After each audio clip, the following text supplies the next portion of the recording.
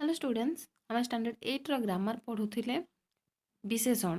तो विधेय विशेषण आज आम पढ़ा।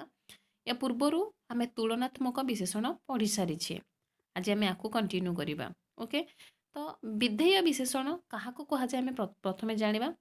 वाक्यर विधेय अंश विशेष्य पद पर जो विशेषण पद व्यवहृत हो विशेष्यर विशेषत्व निर्णय करें ताकू विधेय विशेषण कहुए।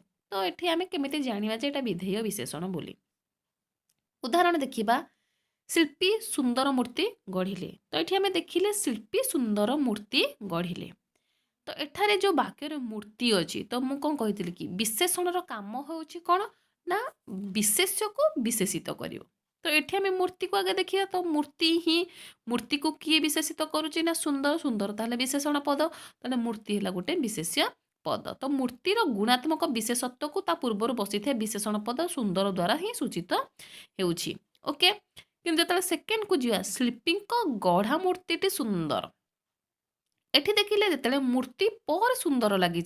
तो मूर्ति हूँ विशेष पद, किंतु विशेष पदर विशेषत्व पर बसी सुंदर ये गोटे विशेषण पद द्वारा निर्णीत होती। तो ये भी सुंदर हूँ गोटे विशेषण पद, किंतु ये विशेष पर विशेषणटी लगी। तो ये मूर्तिर विशेषत्व कथन पर सुंदर पद ही बसा जाइए, माने मूर्तिर विशेषत्व कथन पर एठी सुंदर पद को बसा जाइए। तो विशेष पर वस्तु थिबा पद को, तो ये आम मन रखा जे विशेष्य पर बसुथिबा पद को, वस्तु नुहे बसुथिबा, तो विशेष्य पर बसुथिबा पद को विधेय अंशर पद कहुए। ओके, मन रहा।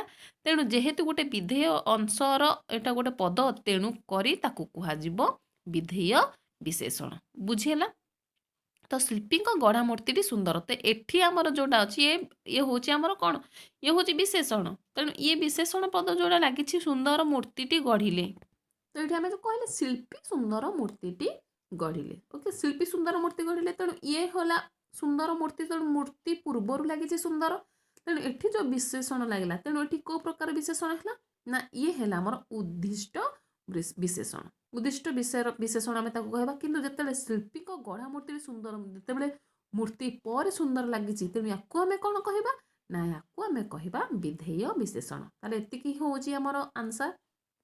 विधेय विशेषण क्या कहुए ना, वाक्यर विधेय अंश विशेष्य पद पर जो विशेषण, माने विशेष्य पदर पर जो विशेषण पद व्यवहृत हो विशेष्यर विशेषत्व निर्णय करता है। तेणु विशेष्यर विशेषत्व से करुच्ची, तेणु या ही विधेय विशेषण कहगला। किंतु एठी जो विशेषण लगी, तेणु एठी विधेय विशेषण नुहे, ये हूँ उद्दिष्ट विशेषण ही होइछि। ओके, नेक्स्ट पढ़िबा विशेषणर विशेषण।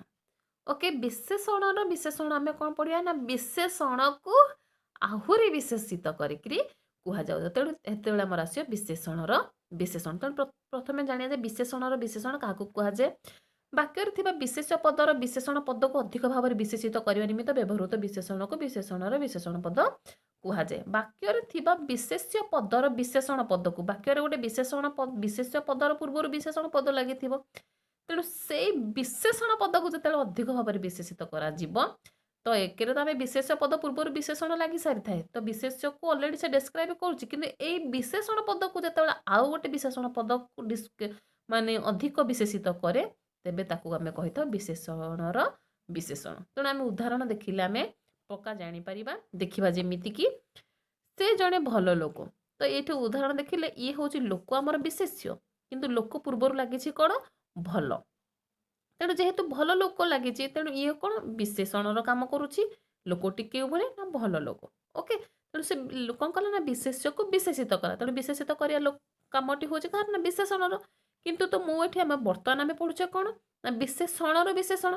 तेणु ये विशेषण पूर्वर कौन लगी, आउ गोटे विशेषण लगी। तेणु ये जो देखिले आम से जड़े भारी भल लोक, तेणु भारी भल लोक, तो लोक पूर्वर तो भल लगे, ये गोटे विशेषण। किंतु ये भलटा को आहुरी डिस्क्राइब करुच्ची किए ना भारी, तो से जड़े भारी भल लोक। तेणु भलटा को आहुरी अधिक ही डिस्क्राइब करुच्ची भारी, माने भारीटा भारी भल लोक। तेणु भलटा को आहुरी भल बोली बतई दौची किए ना विशेषणर विशेषण। देन सेकेंड जब उदाहरण को जीवा, बिलुआ चतुर, तो खाली चतुर लिखा जाइए ना, तेणु ये है आमर विशेषण माने एटा साधारण विशेषण लागिछि किंतु खाली बिलुआ को ही से कहूचे चतुर किंतु बिलुआ बड़ चतुर बोले आसिले से चतुरटाକୁ आहुरी ही अधिक ही बुझेई दଉଛି जे चतुर माने केते चतुर ना बहुत बड़ चतुर।